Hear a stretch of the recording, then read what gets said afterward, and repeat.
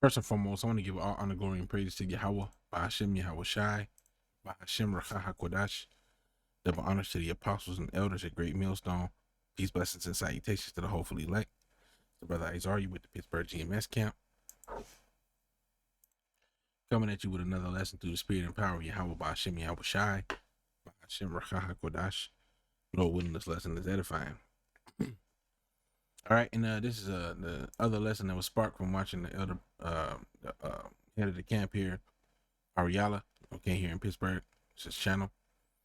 And he made a statement that which was something that Elder Apostle Gabar had also stated, about basically being your own worst enemy. Okay, Elder Apostle Gabar said, that man in the mirror, that's the man you have to check first.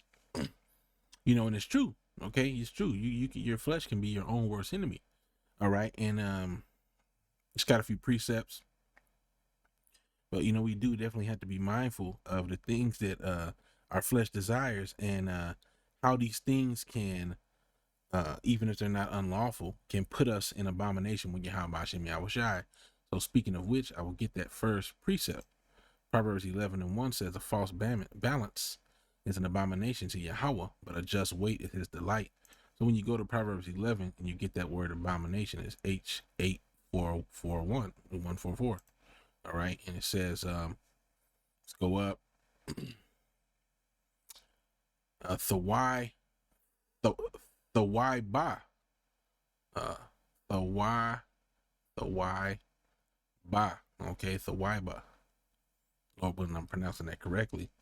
All right, I'm not gonna click on the play because he gonna definitely butcher it. The why ba, okay, from the root in abomination, something abominable, okay, something disgusting morally, and abhorrence, especially idolatry or an idol, abominable, abomination, okay. This is the word, and as you scroll down, you see more. Leviticus 18:22, thou shalt not lie with mankind is with womankind is an abomination. Okay, and there's a lot more.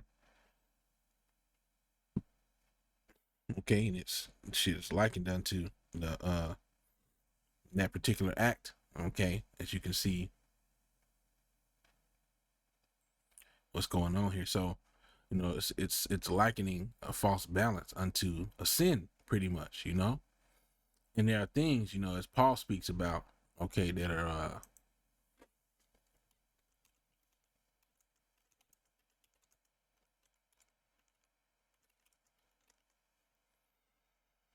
1 Corinthians 6:12 says, all things are lawful unto me, but all things are not expedient. All things are lawful for me, but I will not be brought under the power of any. Okay, so we don't want to be brought under the power of any of these things.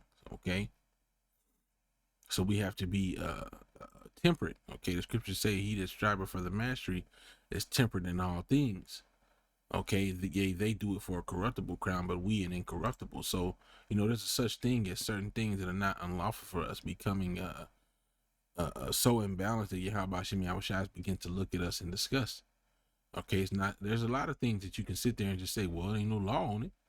You know what I'm saying? But it can become very, as I spoke about, unbalanced. The scriptures, even when the scriptures depict this straight gate, it gives you a narrow pathway with the, deep water and the fire on the one side. And if you teeter-totter too far over the edge either way, you're in danger of falling into damnation, so to speak. All right, so you don't want to fall into that fire. Galatians 5:17 says, for the flesh lusts against the spirit, and the spirit against the flesh, and these are contrary the one to the other, so that ye cannot do the things that ye would. So there are things in the flesh that you may desire, pleasures, things that are not technically unlawful, that can become unbalanced to you. All right, and then next thing you know, you're in straits, for something that was lawful, okay, but it was not technically good for you. All right, good for your situation and your walk. Okay,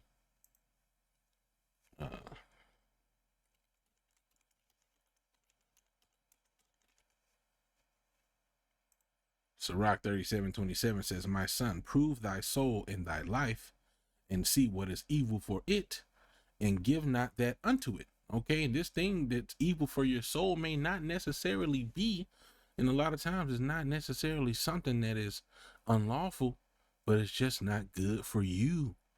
Verse 28, for all things are not profitable for all men, neither have every soul pleasure in everything. Be not insatiable in any dainty thing, nor too greedy upon meats. For excess of meats bringeth sickness, and surfeiting will turn into choler. You see, so these things can make you sick, okay, spiritually and physically.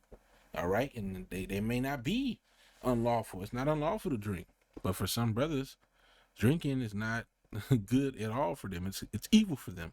It leads them down a pathway of evil things. Okay, and anything can be like this. It can be food, it could be women, it could be whatever the case might be. All right, so we have to work towards being keeping these things in balance, you know, because a false balance is an abomination to Yahuwah Shem Yahushai. 1 Corinthians 9:27 says, but I keep under my body and bring it into subjection, lest that by any means, when I have preached to others, I myself should be a castaway. Okay, and you know, this thing of ours, you know, this truth is a journey of trying to trying to perfect ourselves. You know, Salat, my bad. You know, the scriptures say, be ye perfect, even as your Father in heaven is perfect. So we're working towards reaching that perfection. Okay, but you know, being in this corruptible flesh, you're not going to obtain actual perfection until the laws are written in your inward parts. But there are things that we can trim off, you know, filthy different things that can get trimmed off so that our light can shine brighter, you know.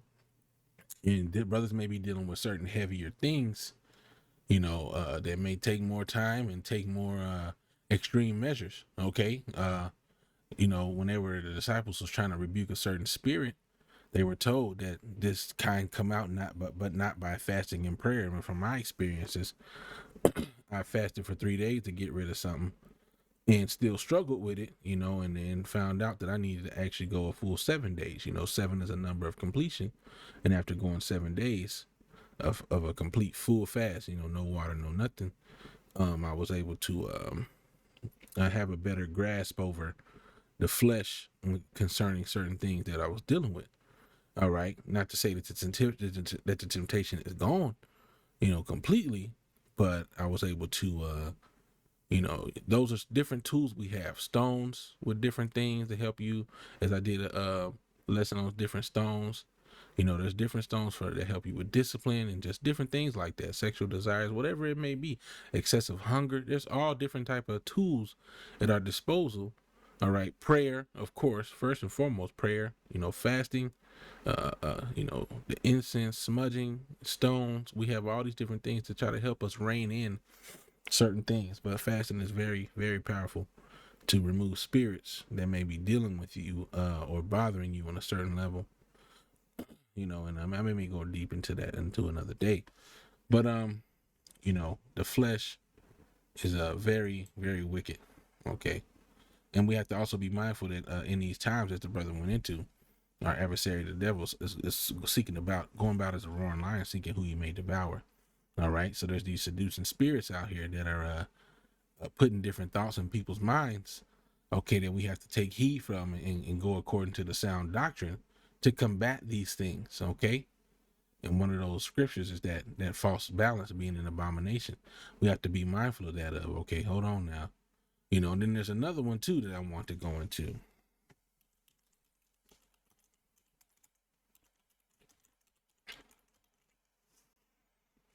Ephesians 5 says, Ephesians 5 and 15 says, see then that ye walk circumspectly, not as fools, but as wise. And we know that word circumspectly means to look around you and, you know, look around you, redeeming the time because the days are evil. So we're buying back the time. We're using the time in the wisest way that we can. We know that there's a short time. The days are evil. So we have to use this time to get ourselves right, to be prepared. Okay. We want to be that bride that's ready for the groom to return. Okay. Trimming those lamps, getting that oil. Okay. Keeping that oil clean. Okay. Because we don't want to be burning off color. Okay. Hopefully I'm making sense on that. But when Yahuwah returns, we want to be ready. Okay. So we're going to redeem the time. Use this time that we have now where things are not crazy to work on ourselves. Verse 17, wherefore be ye not unwise, but understanding what the will of Yahuwah is. Okay, so we don't want to be unwise. We want to understand what the will of Yahuwah Shem Yahushua is for our lives. All right. And we have to inquire diligently. Okay. So, and as the brother quoted, and as I've been thinking on lately, Elder Yashawama made a good point. Whenever something happens to you in your life, you have to ask yourself, why is this happening? What is the lesson here? We have to remember, being in this truth, everything is under the express instructions of Yahweh Shem Yahushua, from the good to the bad. And if something bad keep happening, no matter what it is, it could be something that you feel like is small, trivial. Ask yourself, why does the Lord keep letting this happen? Because it ain't happening unless he's letting it happen. So you have to say, what is the lesson here? Why does the Lord keep letting this happen over and over again? There's a pattern. What is he trying to tell me? If you're not thinking on that level, then you're going to keep making the same mistakes. Verse 18, and be not drunk with wine, wherein is excess, but be filled with the Spirit. So we don't want to be drunk with philosophies. We don't want to be drunk with actual wine, because you can't think soberly if you're drunk with wine. Okay? Speaking to yourselves in psalms and hymns and spiritual songs, singing and making melody in your heart to Yahuwah. Okay? So we have to be constantly meditating on these precepts and on these scriptures. Giving thanks always for all things unto Yahweh and the Father, in the name of our Lord Yahuwah Shai HaMashiach. Okay? So we don't want to be unwise. We want to understand what the will of the Heavenly Father is. Once I said it already. Okay. What is the will of the Lord for us? And not choosing our own will. Not saying our will be done, but nevertheless, thy will be done.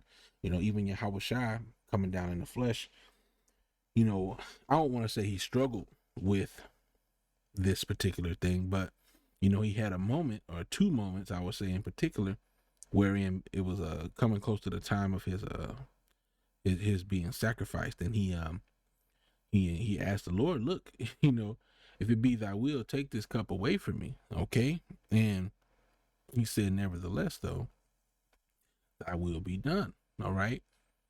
You know, so there are certain things that Yahweh Shem Yahushai wants for us, okay, that we have to be mindful of, and we have to be in that mindset of, let your will be done no matter what it is. Let your will be done, so that we may be held in a good light in the eyes of Yahweh Shem Yahushai. Okay? We don't want to be held in a negative light when it comes to the Lord, of being rebellious and not adhering to his will. Okay? And there's going to be demons out here to try to sway you the other way. 1 Timothy 4:1 says, now the Spirit speaketh expressly that in the latter times some shall depart from the faith, giving heed to seducing spirits and doctrines of devils. And they're out here. They're out here, and they're going to increase. Evil men and seducers shall wax worse and worse. You know, they're going to increase to try to shake brothers out the faith, to try to make brothers believe some bull crap. And we got to stay steadfast in this truth, stay sober, stay diligent, for your adversary, the devil, as a roaring lion, seeketh who he may devour. So that's all I want to say. I want to give all honor, glory, and praise to Yahweh Shem Yahushai, by Hashem Rakah HaKodash. The honors to the apostles and elders at Great Millstone. Peace, blessings, and salutations to the hopefully elect. With that, I want to say Shalom, Wa Ba Ba, Shalom.